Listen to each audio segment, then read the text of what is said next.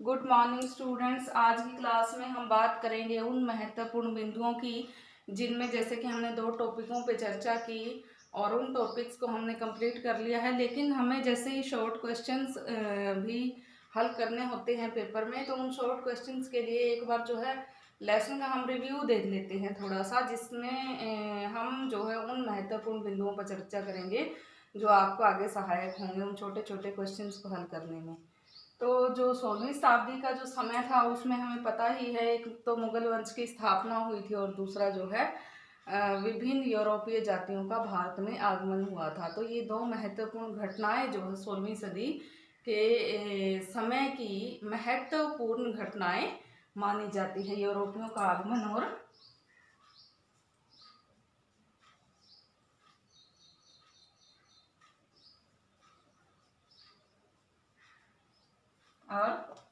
मुगल वंश की स्थापना।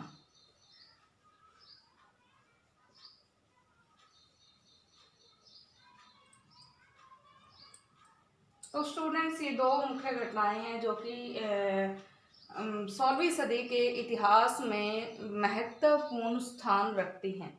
उसके बाद जैसे हम बात करते हैं मुगल वंश की स्थापना की, तो मुगल वंश की स्थापना जो है बाबर ने की थी। बाबर का जन्म 14 फरवरी 1483 को हुआ था फरगना घाटी की अंदीजान राजधानी में। अंदीजान राजधानी थी फरगना घाटी की उस समय, तो उसमें बाबर का जन्म हुआ था। पिता का नाम था मिर्जा उमर शेख और माता का नाम था कुतलुग निगार खानम। तो यहाँ पे पितृपक्ष की ओर से जो है वो तुर्क था और मातृपक्ष की ओर से वो मंगोल था। यहाँ पे कहते हैं कि बाबर की रगों में मध्य एशिया की 2 जो है लड़ाकू जातियां हैं, या फिर जो 2 एक साहसी कहे जाने वाली जातियां थी, उनका खून बाबर की रगों में दौड़ रहा था, क्योंकि पितृपक्ष की ओर से वो जो है तुर्क थे और मातृपक्ष की ओर से वो क्या थे, मंगोल थे।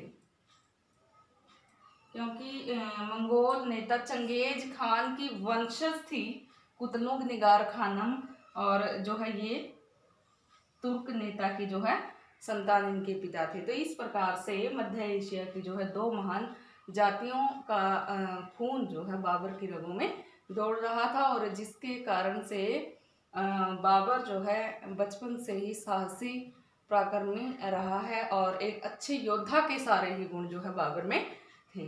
तो इस प्रकार से स्टूडेंट्स के ध्यान देने योग्य हैं। ये ऐसे क्वेश्चन आते हैं एग्जाम में कि उनके पिता का क्या नाम था, माता का क्या नाम था। बाबर जो है पितृपक्ष की ओर से किस गोत्र से या किस जाति से था, तो यहाँ पे जो है वो मातृपक्ष की ओर से जो है मंगोल और पितृपक्ष की ओर से तुर्की था। तो यहाँ पे हमने बात करी है बाबर के जन्म की। तो बाबर का जो बचपन था 11 साल तक जो है उसने अपने बचपन को जिया था, क्योंकि 11 साल 4 महीने का होने के बाद ही मिर्जा उमर शेख की जो है छत से गिर करके मृत्यु हो गई थी। 1497 में मिर्जा उमर शेख की छत से गिरने से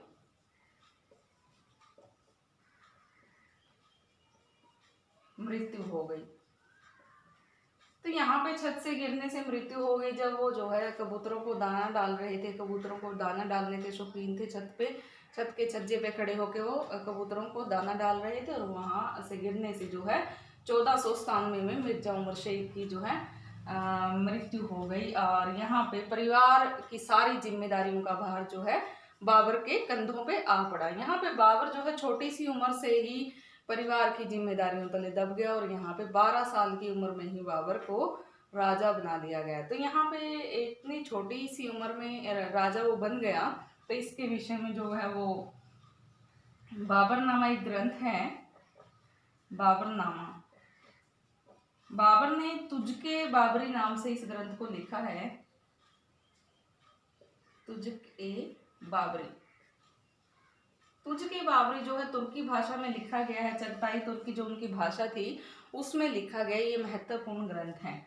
तो तुझके बाबरी में जो है बाबर लिखते हैं कि 899 हिजरी संवत 899 हिजरी में जो है वो 12 वर्ष की आयु में जो है राजा बन गया था। तो इसका वर्णन बाबर स्वयं द्वारा लिखी गई आत्मकथा तुझके बाबरी में भी करता है। तुझके बाबरी बाबर द्वारा लिखी गई तुर्की भाषा का एक महान ग्रंथ है, जो उस समय की भारतीय समाज, राजनीति, भारतीय धर्म और जो है भारतीय आर्थिक तंत्र की चर्चा करती है। यह ऐतिहासिक दृष्टि से एक बहुत ही महत्वपूर्ण ग्रंथ साबित हुआ है। यहाँ पे हम बाबर के चरित्र के साथ साथ भारत की राजनैतिक, सामाजिक, आर्थिक, धार्मिक स्थिति को भी बड़ी अच्छी तरह से जान सकते हैं। तो इस प्रकार से बाद में जो है तुझके बाबरी का फारसी में जब अनुवाद किया गया, तो फारसी में अनुवाद के बाद उसको बाबरनामा बोला गया। बाबर द्वारा लिखा गया मूल ग्रंथ था जो, उसका नाम, बाबर की जो आत्मकथा थी उसका नाम जो है तुझके बाबरी था। और तुझके बाबरी को बाद में बाबरनामा कहा गया था। वह चगताई तुर्की भाषा में लिखी गई थी। चगताई तुर्क जाति का था वो। अपनी मूल भाषा में उन्होंने, बाबर ने इस ग्रंथ की रचना की थी, जिसको बाद में बाबरनामा बोला गया था।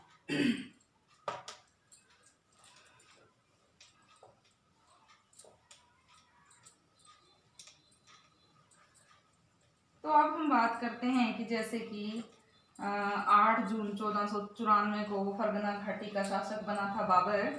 और उसके बाद जो है 1497 से 1504 तक का जो समय था उसमें बाबर स्वयं लिखता है कि वो एक गेंद की तरह, जिस तरह एक गेंद को अगर फेंक दिया जाए तो वो एक जगह से दूसरी जगह लुढ़कती फिरती है, ऐसे ही बाबर का जो जीवन हो गया था वो एक गेंद की तरह ही जो है लुढ़क रहा था। 1497 से लेकर के 1504 तक का जो समय रहा, बाबर ने बड़ी कठिनाइयां झेली। उसने जो है फरगना से जो है समरकंद को जीतने के लिए जो है 3-4 बार उस पर आक्रमण किए, लेकिन हर बार वो असफल रहा। और अंत में एक बार वो राजा वहाँ का बन गया, वहाँ को फरगना से जो है उसने समरकंद को जीत लिया। और 100 दिन का ही वो राजा रहा और 100 दिन के बाद जो है उसको उसके पद से निष्कासित कर दिया गया। तो इस प्रकार से बाबर ने जो है अपने जीवन में बहुत ही ज़्यादा कठिनाइयां झेली थी। जो ये जो समय था 1497 से 1504 का, इस समय में एक तो उसके स्वयं के जो सगे संबंधी थे, जिसमें उसके चाचा अहमद मिर्जा की बात कर सकते हैं, उसके मामा की बात कर सकते हैं महमूद की। तो यहाँ पे उन्होंने भी कोई कसर नहीं छोड़ी बाबर का राज्य हथियाने के लिए कि ये तो एक बालक है, इसको बड़ी आसानी से पराजित किया जा सकता है। तो वो भी ये सोचते थे। और दूसरा जो है बहुत सारे उसके विरोधी हो गए थे। और यहाँ पे छोटी सी आयु के बालक के द्वारा जो है बालक से वो राज्य बड़ी आसानी से हासिल कर लेंगे, ऐसा सोच करके जो है वो सभी जो बाबर के खिलाफ दुष्चक्र रचने लग गए थे। तो यहाँ पे बाबर के खिलाफ बहुत सारे षड्यंत्र हुए, जिनका बाबर ने बड़ी वीरता से सामना किया और जो है अपने जीवन में आई हुई कठिनाइयों का बड़े ही उत्साह से, बड़ी ही वीरता से उसने सामना किया और वो आगे बढ़ता गया। तो बाबर के जीवन पे उनकी नानी और उनकी दादी का भी जो है बड़ा महत्वपूर्ण योगदान है। बाबर की नानी का नाम था एहसान दौलत बेगम और बाबर की दादी थी शाह सुल्ताना बेगम। तो ये बाबर की नानी थी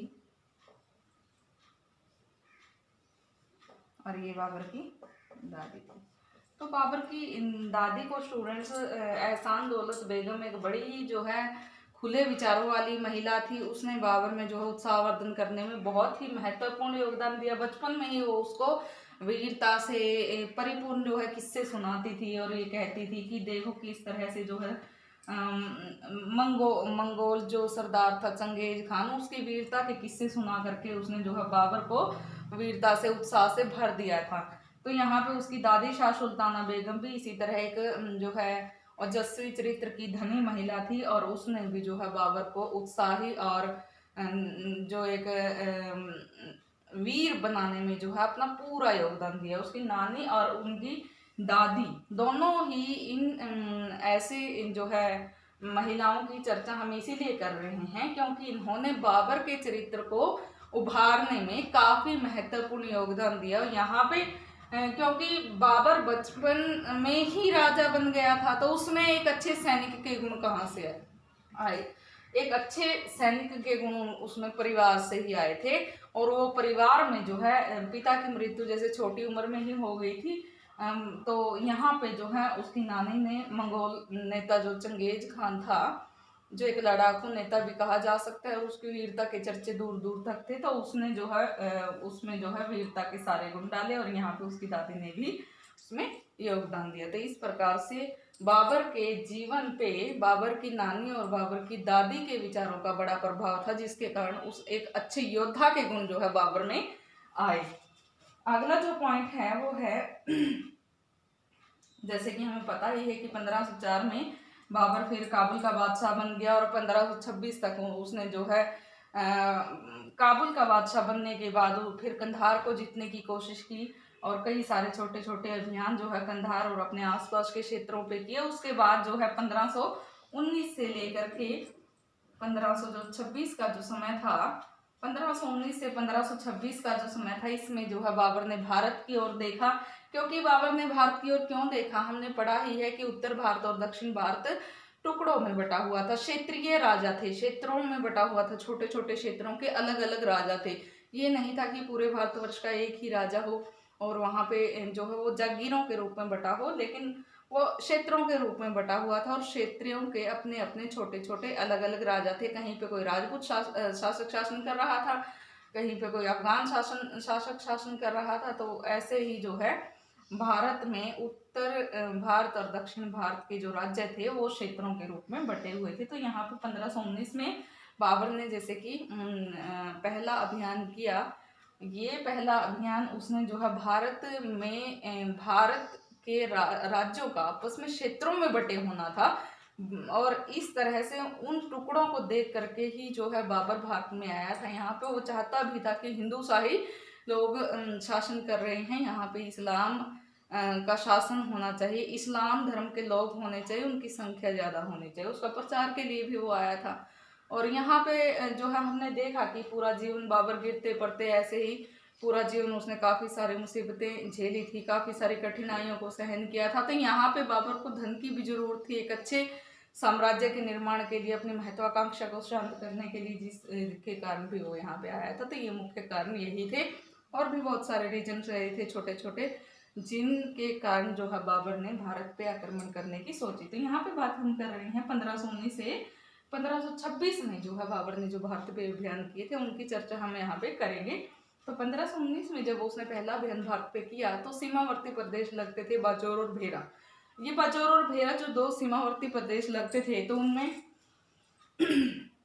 बाबर ने 1519 में बाजौर और भेरा पे आक्रमण किया और बाजौर और भेरा को जीत करके वो यहाँ पे जो है यहाँ से चला गया। उसके जाते ही जो है बाजौर और भेरा ने अपने आप को स्वतंत्र कर लिया और बाजौर और भेरा पुनः स्वतंत्र हो गए। यहाँ पे कहते हैं कि वो 1519 में दोबारा फिर आया। इस बार वो उज्बेगों को जो है सबक सिखाने आया था, क्योंकि उज्बेक जो शासक था शैबानी खान, वो भी उसके विरुद्ध काफ़ी चालें चल रहा था और उसकी चालों को मात देने के लिए वो यहाँ आया था।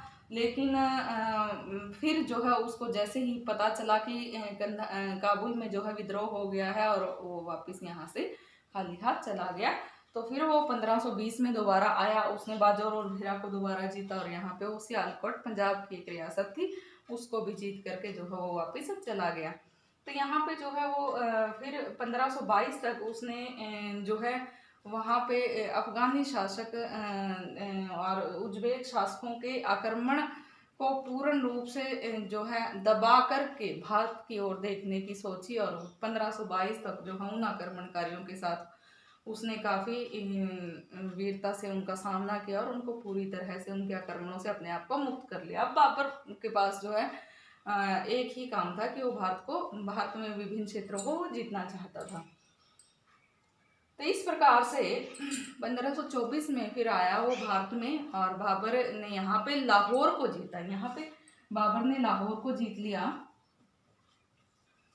1524 में। तो यहाँ पे बाबर ने जब 1524 में लाहौर को जीता, लाहौर के आसपास का जो एरिया था, दीपालपुर की रियासत थी, दीपालपुर के आसपास जो छोटे मोटे जो क्षेत्र थे उन पे कब्जा करके बाबर चला गया। यहाँ पे जो है अफगान सरदार था जो इब्राहिम लोदी से घृणा करता था, और दौलत खां लोदी। तो यहाँ पे दौलत खां लोदी अफगान सरदार था, उसने बाबर को निमंत्रण दिया था कि तुम आओ यहाँ पे आक्रमण करो, और यहाँ पे आक्रमण करने के लिए माहौल पूरी तरह तुम्हारे अनुकूल है। तो यहाँ पे बाबर ने आक्रमण किया, और जो है बाबर ने उस आक्रमण को हालांकि जीता भी। तो जो दौलत खां लोदी चाह रहा था कि क्यों ना ये सारा एरिया तुम्हें मिल जाए, ऐसा हुआ नहीं। बाबर ने केवल उसको जो है दीपालपुर का एरिया दे दिया, लाहौर को उसको नहीं दिया। वो अपने एक विश्वास पात्र को जो है वहाँ का राजा नियुक्त करके, वहाँ का सूबेदार नियुक्त करके वहाँ से चला गया, और वहाँ का कार्यभार सौंप करके वो चला गया। उसके बाद जो है जो दौलत खां लोदी था उसने जो है बाबर के खिलाफ षड्यंत्र करने शुरू कर दिए। अब जब बाबर को ये सब पता चला तो 1525 में वो दोबारा आया। 1525 में बाबर जब दोबारा भारत में आया तो उसने जो है अपने प्रतिद्वंदी को सबक सिखाने की सोची। यहाँ पे वो क्या है, आया था अपने प्रतिद्वंदी को सबक सिखाने, और उसने जो उसको धोखा दिया था, लाहौर की जो उसकी जीती हुई रियासत थी उस पर कब्जा किया था, वो पुनः हथियाने जो है यहाँ पे आया था। तो इस प्रकार से यहाँ बाबर ने जो है अपने प्रतिद्वंदी जो है जो दौलत खां लोदी था उसको हरा दिया। उसका छोटा पुत्र जो है इस मुठभेड़ में मारा गया, और जो बड़ा पुत्र है दिलावर खां लोदी वो बाबर के साथ मिल गया। तो यहाँ पे बाबर ने लाहौर को जीत लिया और अपने प्रतिद्वंदी को हरा दिया। अब जो है बाबर की जो महत्वाकांक्षा थी एक बड़े राज्य का राजा बनने की, बड़े साम्राज्य का जो है मालिक बनने की, वो यहाँ पे और ज़्यादा बढ़ गई, और उसने जो है अपनी महत्वाकांक्षा को शांत करने के लिए जो है 1526 में यहाँ पे जो दिल्ली और आगरा का आधिपत्य जो है लोदी वंश का जो शासक था इब्राहिम लोदी, या उसके आधिपत्य में था, तो उसको हरा करके वो यहाँ पे दिल्ली और आगरा से जो है शासन चलाना चाहता था, और यहाँ पे पूरे भारत पे वो जो है अपना आधिपत्य चाहता था। तो इसके लिए आवश्यकता थी उसको पहले इब्राहिम लोदी को हराने की। इब्राहिम लोदी के साथ जो है उसका 1526 में पानीपत के मैदान में जो है युद्ध हुआ, और पानीपत के मैदान में हुए इस युद्ध में लगभग एक हफ्ते दोनों सेनाएं आमने सामने ठहरी रही। आगे से तो बाबर ने भी यही दिखाने का प्रयास किया कि वो भी ऐसे ही बैठा है मूक, कुछ जो है तैयारियां नहीं कर रहा, लेकिन पीछे पीछे जो है उसने अपनी सेना को सुरक्षित करने का पूरा जो काम था वो जारी रखा। और एक हफ्ते में जो है तुलगामा युद्ध पद्धति का यूज करते हुए जो है उसने अपनी सेना की जो है पंक्तियां बनाई, और चारों ओर से जो है अपनी सेना के पानीपत के चारों ओर से अपनी सेना को सुरक्षित कर दिया। गहरी खाइयां खुदवाई गई, और खाइयों पर वृक्षों की छाल और पत्ते डलवाए गए, और जो बची हुई टहनियाँ थी, शाखाएं थी, उनको एक पंक्ति में गाड़ दिया गया। फिर एक सैनिकों की पंक्ति बनवाई गई, उसके बाद 700 के करीब जो है घोड़ा गाड़ियाँ थी, उनको जो है चमड़े की रस्सी से बांध दिया गया। तो इस प्रकार से अपने दाएं और बाएं और जो है उसने तोपों को व्यवस्थित करवाया। एक और जो है उस्ताद अली और अहमद खां जो है उसके जो प्रमुख तोपची कहे जाते हैं, तो उनको जो है उसने तैनात किया, और केंद्र में जो है वो खुद था, और पीछे जो है उसने मेहंदी ख्वाजा और हुमायूं को पीछे से सेना का संचालन करने का जो है कार्यभार सौंपा था। इस प्रकार से इतनी अच्छी व्यूह रचना रच करके जो है उसने इब्राहिम लोदी के खिलाफ जो है मोर्चा पूरी तरह से अपने संभाल रखा था। तो यहाँ पे इब्राहिम लोदी अपना आराम से बैठा था। तो जब युद्ध शुरू हुआ तो मात्र आधे दिन में ही युद्ध खत्म हो गया। इस युद्ध में इब्राहिम लोदी मारा गया, और यहाँ पे बाबर की जीत हुई। बाबर ने अपनी जीत के साथ ही दिल्ली और आगरा में जो है हुमायूं और मेहंदी ख्वाजा को भेज दिया, और वहाँ पे जो है दिल्ली और आगरा को उन्होंने लूट लिया और वहाँ पे कब्जा जमा लिया। यहाँ पे जो है पानीपत के युद्ध के बाद 1526 में बाबर ने अपना राज्याभिषेक करवाया, और वो यहाँ पे भारत में नया मुगल वंश का नया राजा हो गया, और एक नए वंश की जो स्थापना हो गई। तो यहाँ पे बाबर जो है था तो तुर्क, और मुगल वंश का जो है संस्थापक उसको क्यों कहा जाता है, तो कुछ जो है इतिहासकार हैं उन्होंने कहा है कि ये जो मुगल जो शब्द है ये मंगोल शब्द का ही बिगड़ा हुआ रूप है। हमने पीछे भी चर्चा की थी जब हमने ये जो टॉपिक है ये शुरू किया था। मुगल जो शब्द है ये मंगोल शब्द का ही बिगड़ा हुआ रूप है, और इसीलिए जो है इस मंगोल से ही मुगल शब्द की उत्पत्ति हुई है, और यही इसीलिए जो है ये मुगल शब्द मंगोल शब्द से ही निकले होने के कारण यहाँ पे मुगल शब्द यूज किया जाता है, और ये मंगोलों के लिए भी प्रयुक्त होने वाला शब्द था। तो उसी शब्द से जो है इसकी उत्पत्ति होने के कारण जो है इन्होंने मुगल वंश का नाम इसको दिया, और मुगल वंश के यहाँ पे नए वंश की स्थापना हुई। तो यहाँ पे हमने जैसे कि बात की है कि ये जो मुगल है ये मंगोल शब्द का ही एक बिगड़ा हुआ रूप है। तो अब हम बात कर लेते हैं, बाबर ने पानीपत का युद्ध जीता, और पानीपत के युद्ध के बाद जो है उसने फिर खानवा का युद्ध जीता। खानवा का युद्ध जीता, और फिर उसके बाद जो है उसने चंदेरी का युद्ध जीता, उसके बाद जो है उसने घाघरा का युद्ध जीता।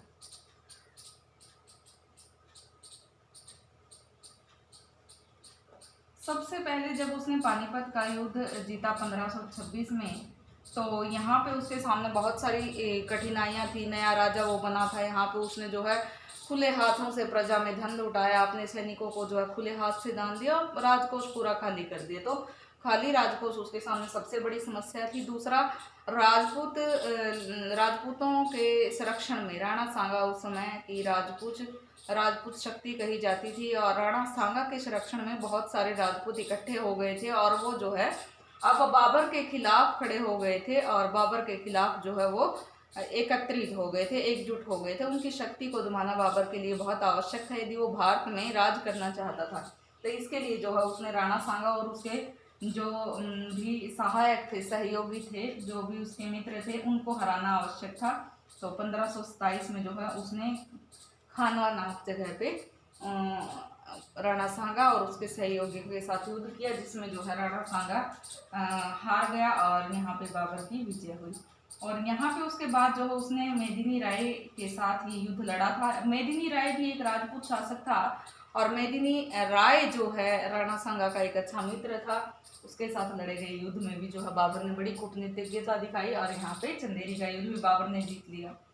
तो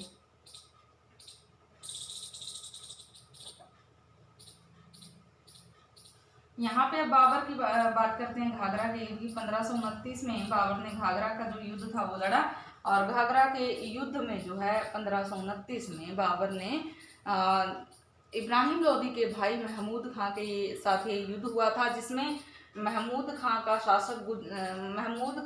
साथ जो है गुजरात के शासक ने दिया था।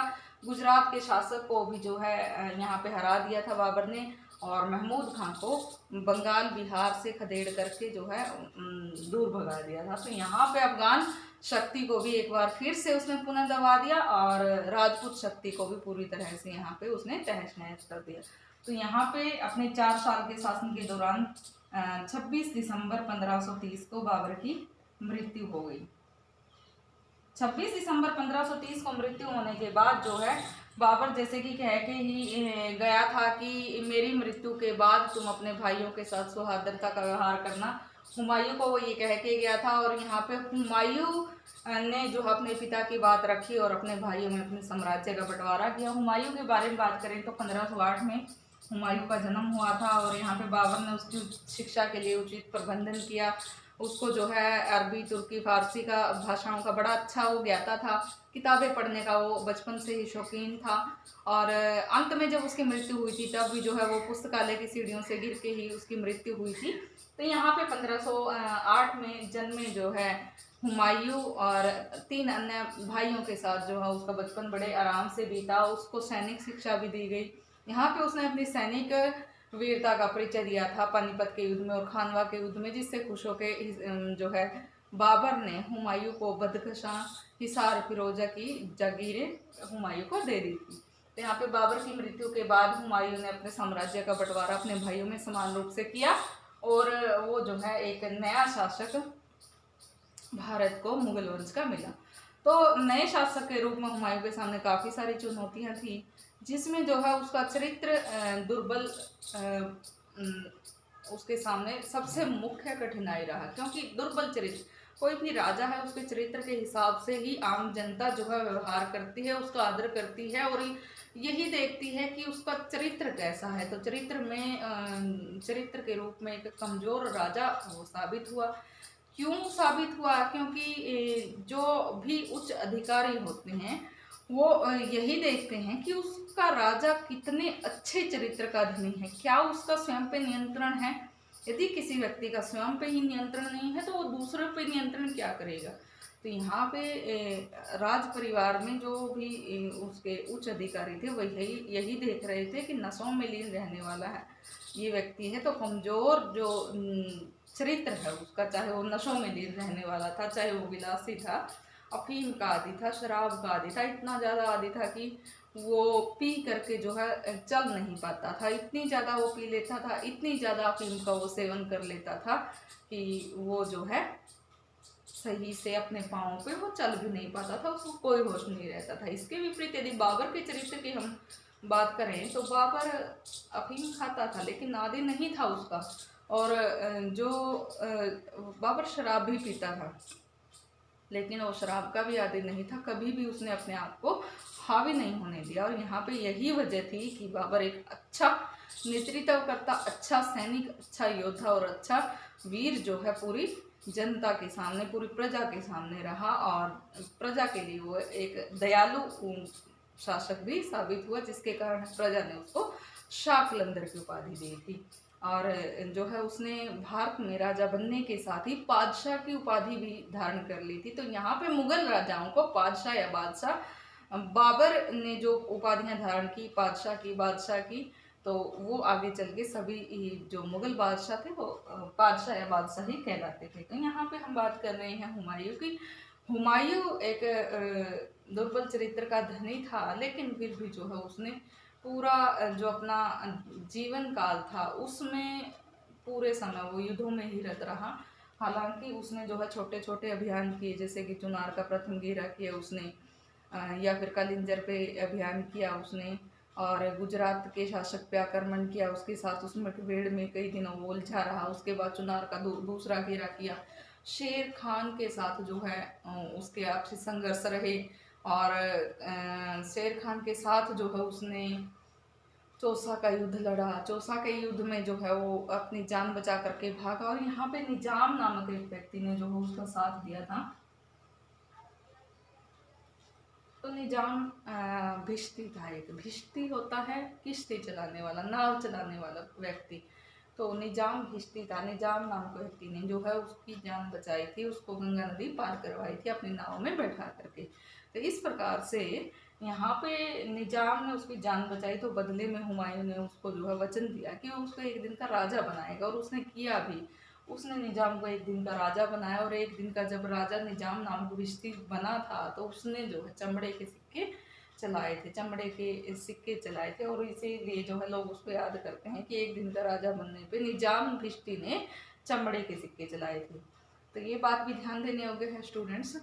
तो 1540 में जो कन्नौज या बिलग्राम का जो युद्ध लड़ा गया, यहाँ पे शेर खान ने, शेरशाह सूरी ने पूरी तरह से भारत से जो है हुमायूं को खदेड़ दिया। यहाँ पे मुगल सत्ता का एक बार अंत हो गया, और 15 साल के लिए जो है भारत का जो शासन था, यहाँ पे शेरशाह सूरी ने सूर वंश की, नए वंश की स्थापना की। अफगान था शेरशाह सूरी भी, शेर खान नाम था उसका, और बाद में जो है उसने शेरशाह सूरी उसको कहा जाने लगा था। और यहाँ पे शेर खान और उसके जो है उत्तराधिकारियों ने 15 साल शासन किया। 1555 में दोबारा से जो है हुमायूं आया, और उसने 1555 में अपने राज व्यवस्था की पुण्य जो है बागडोर संभाली, और 1555 में मच्छीवाड़ा के युद्ध में और सरहिंद के युद्ध के बाद, मच्छीवाड़ा और सरहिंद के युद्ध के बाद उनको पुनः जीतने के बाद जो है भारत में अपने शासन को दोबारा से उसने यहाँ पे पुनः स्थापित किया। तो उसके बाद कहते हैं कि 24 जनवरी 1556 को, 24 जनवरी 1556 56 को दीनपना का पुस्तकालय था, दीनपना। तो वहाँ पे वो पुस्तकें पढ़ने गया था और उसकी सीढ़ियों से जब वो उतर रहा था तो उस वहाँ से वो लुढ़क गया, उसका पैर फिसल गया और पैर फिसलने से वो लुढ़क गया, लुढ़क के वो गिर गया और गिरने से जो है उसकी जो खोपड़ी की हड्डी थी वो टूट गई। खोपड़ी की हड्डी टूटने के कारण 26 जनवरी को जो है हुमायूं की मृत्यु हो गई। यहाँ पे छोटी जो यहाँ पे हुमायूं की मृत्यु हो गई थी, तो बाबर जो है यहाँ पे छोटी उम्र का ही था, लगभग 13 साल का था। तो छोटी उम्र में ही सारा कार्यभार बाबर के कंधों पे आ गया अब। और जो है आगे हम जो है बाबर के चैप्टर में वो सारा अध्ययन करेंगे कि कितनी छोटी उम्र में बाबर अकबर, हुमायूं का पुत्र है अकबर, और अकबर के कंधों पे सारा कार्यभार आ गया और 13 साल की छोटी सी उम्र में ही जो है वो युद्धों में रत हो गया। तो इस तरह से 1556 में हुमायूं की मृत्यु हो गई। यहाँ पे हमने दो महान योद्धाओं के बारे में, मुगल वंश के जो दो महान राजा थे, शुरुआती महान योद्धा थे, उनके बारे में पढ़ा। और बाबर की योग्यता, बाबर के शौर्य की हमने चर्चा की कि किस तरह बाबर एक जो है अच्छे व्यक्तित्व का धनी था, एक अच्छे चरित्र का धनी था।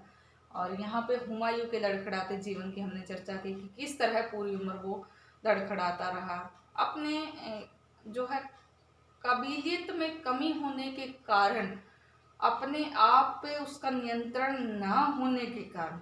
सब नियंत्रण सबसे ज़्यादा मायने रखता है स्टूडेंट्स। अगर हमारा अपने आप पे नियंत्रण है तो जो है हम दुनिया को जीत सकते हैं। अपने आप पे नियंत्रण जो है हमारा होना चाहिए। और दुनिया को जीतना कोई युद्धों में जीतने के लिए ही शब्द यूज़ नहीं हो रहा है। दुनिया को जीतने का जो मेरा कहने का मतलब है वो ये भाव है उसका कि यदि हमारा स्वयं के ऊपर अच्छा नियंत्रण है तो आगे जो है हम अपने लक्ष्यों को पा सकते हैं। वो लक्ष्य चाहे हमारा एजुकेशन से संबंधित हो, चाहे हमारा रोजगार से संबंधित हो, चाहे हमारा किसी भी व्यवसाय से जुड़ा हो, चाहे वो किसी भी तरह से जुड़ा हो, तो सब नियंत्रण बहुत ही जरूरी होता है। तो यहाँ पे ये सीखने वाली बात है कि हमारा अपने आप पे नियंत्रण होना चाहिए। तो आज के लिए जो है इतना काफ़ी है स्टूडेंट्स। कल हम बात करेंगे शेर खान के बारे में, हम विस्तार से पढ़ेंगे, जिसको शेरशाह सूरी कहा जाता था, सूर वंश का वो संस्थापक था।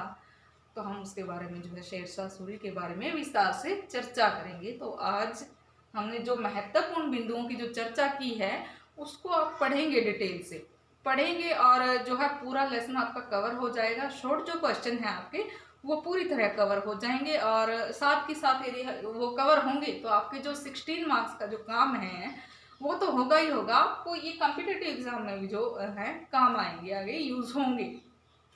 तो आज के लिए इतना काफ़ी है स्टूडेंट्स। Thank you.